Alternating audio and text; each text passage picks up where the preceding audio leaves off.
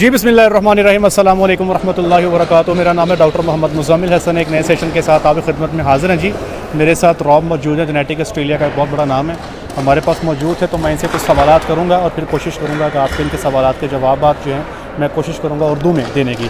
तो thank you very much Rob, it's quite a precious time you have.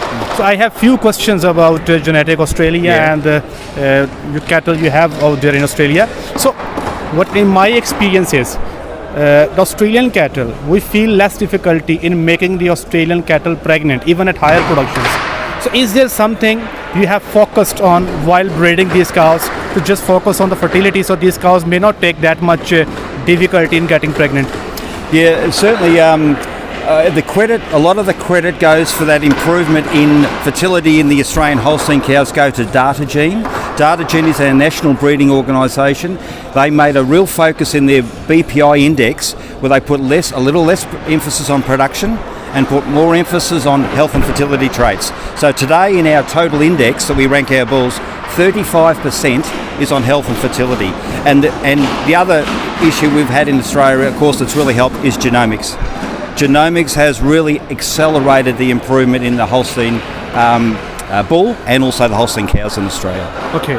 तो मैंने इनसे ये सवाल पूछा था कि हमारा ये एक्सपीरियंस है कि ऑस्ट्रेलियन कैटल को प्रेग्नेंट करने में हमारा इतना ज़ोर नहीं लगता। मतलब मेरे पास हर्ड्स हैं, वहाँ पे हम इवन के चौथे लैक्टेशन में भी सेक्स सीमन का इस्तेमाल कर रहे हैं। तो क्या वजह है, कौन से ऐसा पॉइंट है जिस पे ये लोग काम कर रहे हैं? तो ये बता रहे हैं कि इनका जो बहुत ज़्यादा एम्फेसिस है, जब आप बीपीआई की बात करते हैं, बैलेंस परफॉर्मेंस इंडेक्स की, तो उसमें 35% इनका जो फोकस है जिसमें ये अपना फर्टिलिटी को और हेल्थ ट्रेट्स को वॉच करते हैं। और इनका ये कहना है कि जीनोमिक्स में इन्होंने जहाँ पे प्रोडक्शन उसके साथ साथ बहुत ज़्यादा फोकस जो है वो फर्टिलिटी पे किया है, इसीलिए ये जो कैटल है वो फर्टिलिटी में भी फॉर बेटर है अगर आप उसकी बात करते हैं जब उसको बाकी ब्रीड्स के साथ कंपेयर करते हैं। Okay, so let tell me one thing, my question is I have a crossbred cattle in Pakistan. The lactation yield of that cattle is 3,000 liters. Okay, now I have my bull. I'm putting the semen of my bull into that crossbred cattle. So you all know about the production level of my bull. So what do you expect? The offspring, if it's a female, what should be the expected production of that female? Production on farms can vary according to the inputs on the farm, so the same genetics can... Keeping in view that conditions are pretty good and you are giving them optimum nutrition, you are putting them on TMR. In a TMR situation, I'd be very surprised if those animals are not producing well in excess of 10,000 litres in a lactation, maybe more. You know, we've seen, and we're going to HRM dairy later on in the week, animals that are coming from Australian herds that are producing around 8,000 litres of milk can do well in excess of 12,000 litres on an optimal performance. So we don't actually maximise the production level in Australia due to a number of factors, cost and so forth. But in Pakistan, I'm absolutely confident the maples will produce really good, but not only production will they do that, they'll be very good for somatic cell. That bull's in the top 1% of the breed for somatic cell. He's very good for daughter fertility. If I simplify the question, like if I have a cow with 3,000 litre of milk in a single lactation, and I'm putting a semen of like my bull into that cattle, and the milk production of my bull is around 342 plus. So what do you think the coming generation can cross 6,000 litres? Oh yes, yeah, no, absolutely. I'll be very confident. What can be? What's about 7,000 litres? Yeah, 7,000 litres. I think certainly well and truly up towards the 10,000 litres or more. Again, it depends on the input and how the farm's managed. We find that in Australia, and there can be variation across input systems. How the animals maintain from a heat tolerance point of view, and so a number of factors go into that. But yes, though, the Mabel will tick many boxes. I'm confident about that, and very good profitable production. जी, मैंने इनसे सवाल किया है कि अगर हमारे पास एक cross bread की गाय है जिसका सुबह का दूध है 3,000 लीटर, अगर उसमें मैं बुल का हम सीमन रख देते हैं तो जो आने वाला बच्चा होगा, जो आने वाली बच्ची होगी, क्या वो 6-7 हज़ार लीटर क्रॉस करेगी? तो ये कह रहे हैं कि अगर आप इनपुट्स अच्छे देते हैं, अगर आप खुराक अच्छी देते हैं, अगर आपका TMR अच्छा है, आपकी मैनेजमेंट अच्छी है, तो डेफिनेटली आपकी इन कैटल को जो आपकी ऑफ स्प्रिंग आएगी उसको डेफिनेटली 7,000 लीटर दूध जो है उससे आपको ज़्यादा डेफिनेटली मिल जाएगा। Okay, Rob, one more thing, what I have witnessed the respiratory problems like this para-influenza, right, this bovine respiratory syncytial virus, and there are many more respiratory issues. Personally, I have seen that the Australian cattle, they have very few number of respiratory issues as compared to American. So is it something again related to your genomics?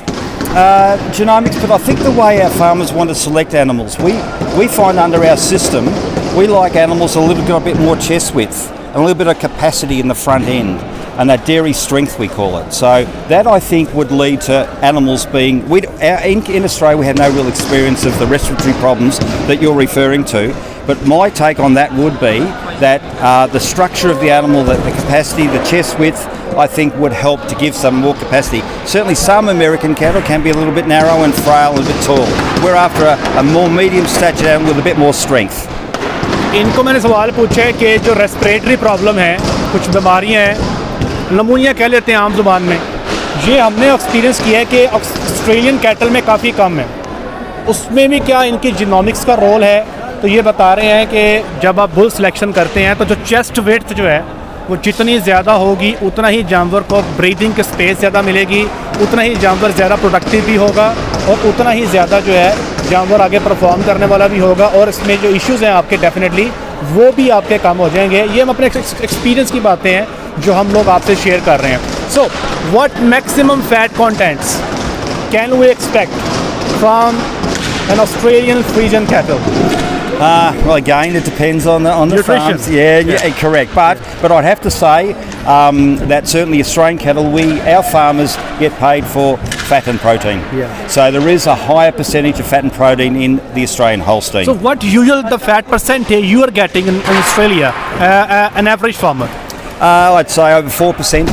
Over 4% fat, you know, over and about 3%. Would be over 4% in a lot of cases. But you know, some higher, and of course, if Jersey's even higher again. But that's a different scenario. But the other thing, can I just add? There's one thing I just thought before when you asked me the question about respiratory problems.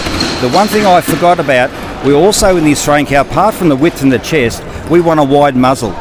We need cows to graze more, and I think that openness of nozzle and width of head also would help to alleviate respiratory problems. जी, मैंने इनसे ये सवाल पूछा कि fat जो है वो कितनी मैक्सिमम आप लोग ऑस्ट्रेलिया में ले रहे हैं, हमें क्या एक्सपेक्ट करनी चाहिए. तो ये लोग कह रहे हैं अगेन आपकी न्यूट्रिशन का बड़ा रोल है. ऑस्ट्रेलिया में जो एवरेज फ़ैट चल रही है फार्मर्स की वो 4% चल रही है जो ये बता रहे हैं. और एक जवाब इन्होंने और दिया है जो रेस्पिरेटरी इश्यूज़ की मैंने इनसे बात की थी. ये कह रहे हैं कि जानवर का जो मुँह है जिसको हम मज़ल कहते हैं, ठीक है जी, जितना वो वाइड होगा, जितना वो चौड़ा होगा, जानवर जब ग्रेजिंग पे जाता है उसके ये नथने जो नॉस्ट्रिल्स हैं ये उतने ही खुले होंगे, तो उससे भी जानवर को जो है हेल्प आउट होता है और जानवर ब्रीदिंग में इजी रहता है और उसको इस किस्म के जो इश्यूज़ हैं जैसे नमूनिया, जो बाकी रेस्पिरेटरी प्रॉब्लम्स हैं, वो आपके काफ़ी हद तक जो हैं इससे आपको कम आते हैं. So any advice for the farmers in Pakistan who are actually in the business or who actually wanted to come into the business? Yeah, I've only been here for a couple of days, spoken to a lot of farmers though. I guess if there's one word of advice I would say to farmers is be conscious of costs.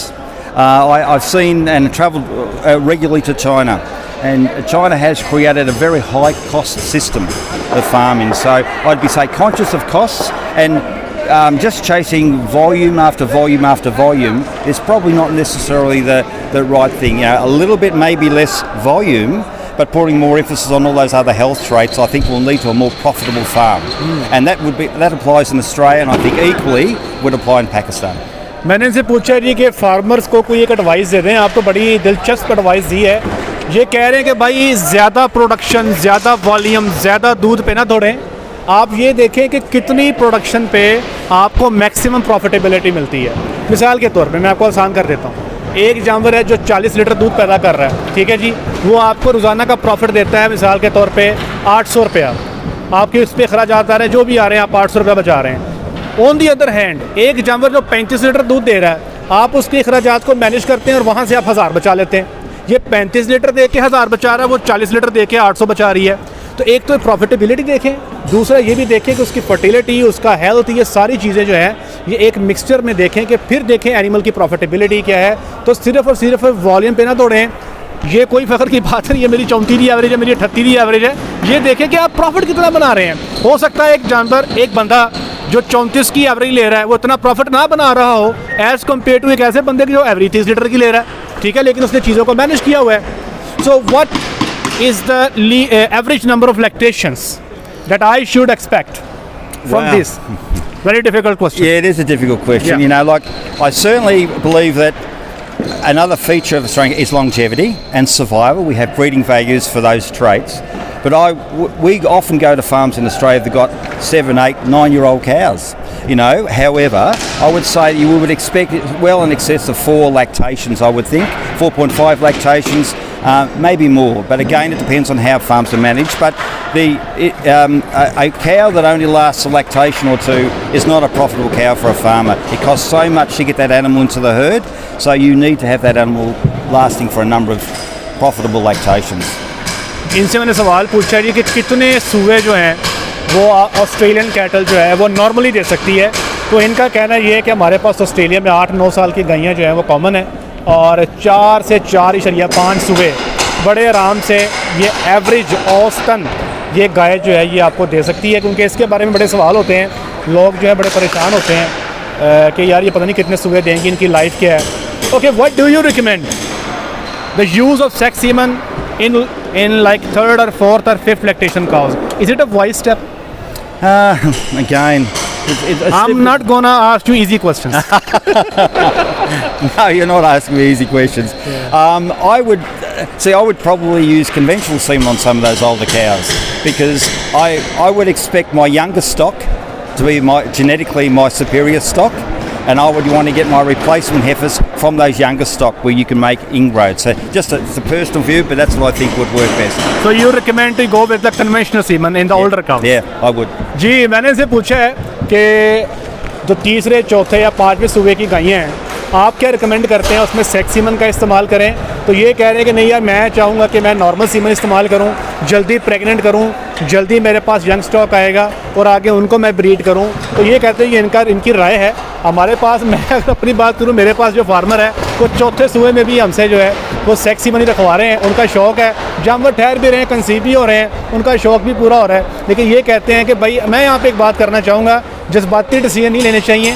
अगर जानवर देख रहे हैं conception rate थोड़ी आ रही है तो बजाय इसके को सूआ लंबा करने के हमें चाहिए कि उन जानवरों से बेहतर है कि आप नॉर्मल सीमन रख के बच्चे लें और इसी तरह जो है आपका जितना काविंग इंटरवल एक सूबे से दूसरे सूबे का फासला आप कम करते जाएंगे उतना ही फ़ायदा होगा। ठीक है जी sir, how is the dairy farming in Pakistan? You are here from last couple of days, you have been to corporate sector, you have been to the commercial sector, so what do you think, and what do you think the future of dairy farming in Pakistan? Oh, it's super exciting. Super exciting. Oh yeah, it's you know, the people we spoke to in Australia, the average age of a farmer, dairy farmer, is about 55. You know, here, you know, we're seeing so many people wanting to invest and already investing in farming that are a younger generation. So, you know, I think, and you have what, 240 million people. You know, I think the dairying is really at a stage where it's just going to grow and grow and grow. And I think the enthusiasm from those younger farmers is just so exciting. So it's an exciting time for Pakistan farmers.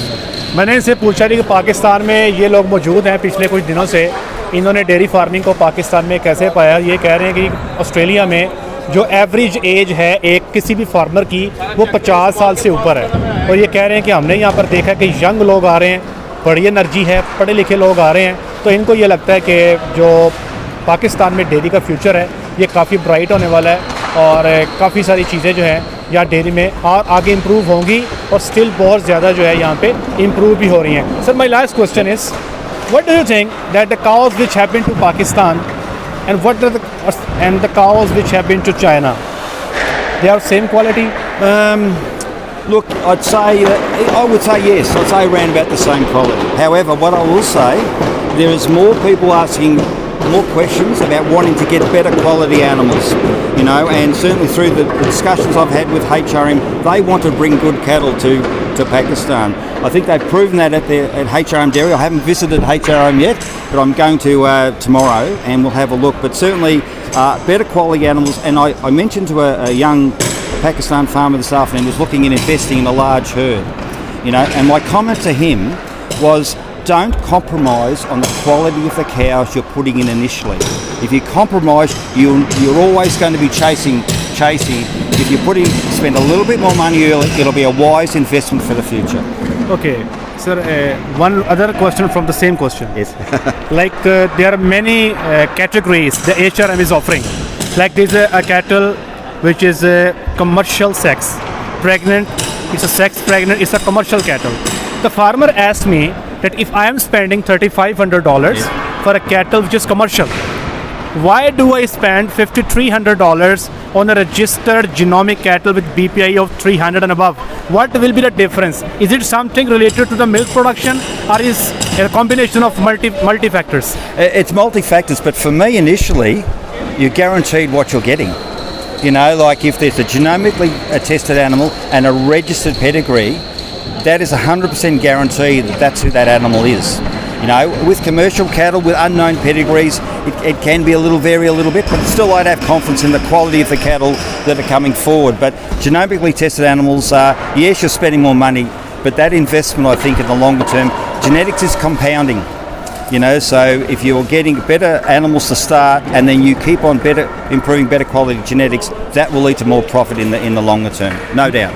मैंने इनसे पूछा है जनाब कि जो China में गाय जाती है और जो पाकिस्तान में गाय आती है, क्या फ़र्क है? और ये भी मैंने इनसे पूछा कि एक बंदा जो $3450 या $3500 की कमर्शियल सेक्स प्रेग्नेंट कैटल ले रहा है, जब उसको हम कहते हैं कि भाई जीनोमिकली टेस्टेड 300 BPI से ऊपर की गाय लें, वो $5300 की है, तो उसको क्या फ़ायदा होगा? क्या अकेला दूध ही बढ़ेगा या फिर उसमें बहुत सारे फैक्टर होंगे?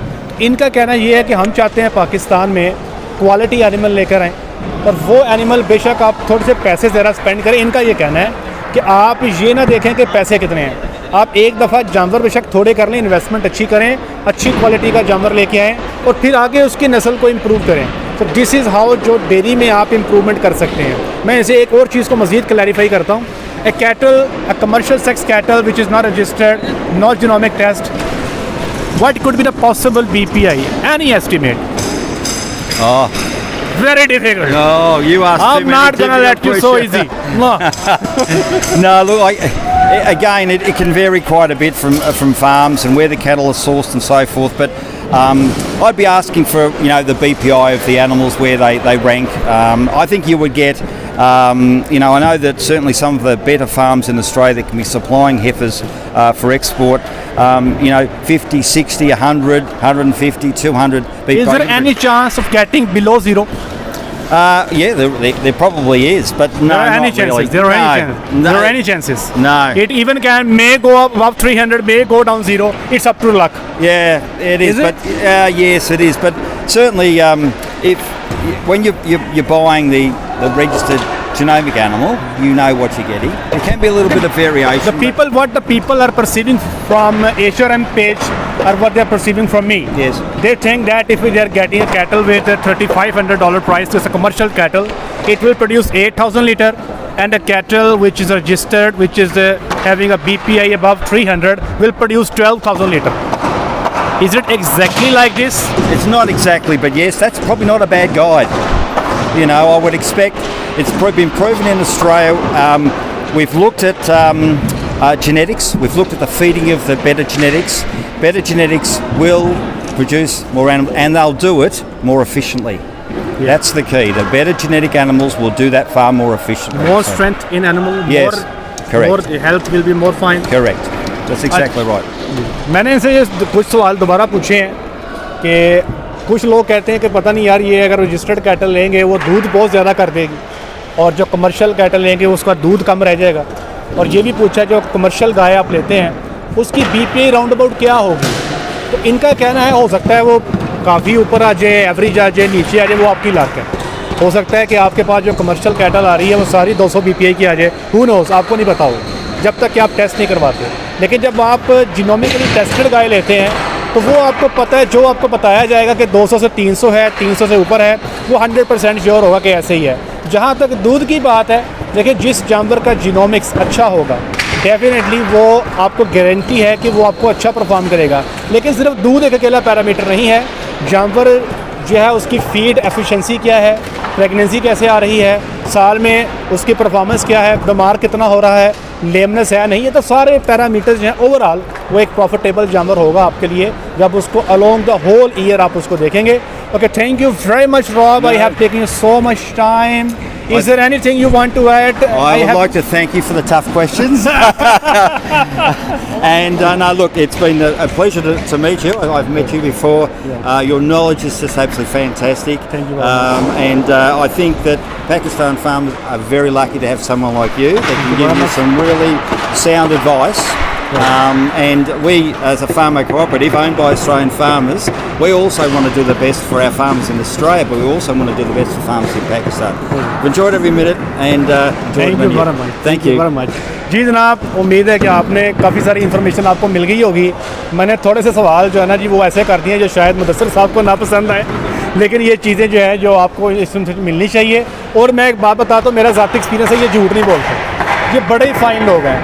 मैंने जितने भी लोगों से जो मुझे मिले हैं ना जी, ऑस्ट्रेलियन है या अमेरिकन है, ये बड़े फ़ाइन लोग होते हैं, झूठ में बात नहीं करते और बड़ी सच्ची ठक्की बातें इन्होंने कर दी हैं आपसे। मुदस्सिर साहब भी जो कहते हैं वही ये कुछ कह रहे हैं, तो मेरा ख्याल अब डबल लॉक हो गया, चीज़ें बड़ी क्लियर हो गई हैं और अब आपको मेरा ख्याल डिसीजन लेने में बड़ी आसानी होगी क्या करना है क्या नहीं करना। अब एट दी एंड मैं अनाउंसमेंट ये कर दूँ कि इस वक्त टोटल सेक्स से जो एनिमल प्रेगनेंट है ना जी, वो ये सेल कर चुके हैं और 31 तारीख का, हालांकि मुझे मुदस्सिर भाई ने टाइम दिया था और आज 22 तारीख है तो वो मुकर गए हैं। वो कह रहे हैं भाई जितने जानवर मैंने सेल करने थे हो गए हैं, अब मेरे पास बुकिंग नहीं है। जंग जारी है जिसमें मुझे पता है मैंने हार जाना है, वो बंदा गलत कमिटमेंट नहीं करता। और फ़िलहाल इनके पास अब जो स्लॉट रह गई है तो 25% जगह शिप में बाकी है और वो सारी कन्वेंशनल सीमन के साथ ही होगी। बेटर मेक योर डिसीजन, सोचें, इस पर वर्कआउट करें। हमारी जहाँ पे मदद की ज़रूरत हो ज़रूर बताइएगा। आज तक के लिए इतना ही, अपना ख्याल रखें, दुआओं में याद रखें, 5 वक्त की नमाज़ अदा करें। अस्सलाम वालेकुम। Thank you very much. Thank you.